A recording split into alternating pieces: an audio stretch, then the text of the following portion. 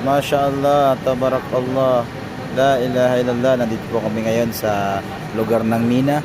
Ang mga nagsasagawa ng Hajj. Masya Allah, hindi sila. Sa ganyan, Masya Allah, tabarakallah.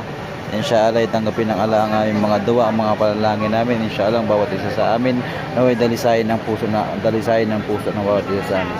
Tanggapin nila ang aming mga panalangin. Higit sa lahat ay Rabbana atina fid dunya hasana wa fil akhirati hasana wa qina adzabannar. O Allah, pagkalooban mo kami ng mabuti dito sa mundo, pati sa kabilang buhay, at ilayo mo kami sa parusa ng apoy sa kabilang buhay. Inshallah ay magkamit kami ng kabutihan dito, at para sa iyo ang ginagawa namin, ya Allah, ang pag-hajj namin ito.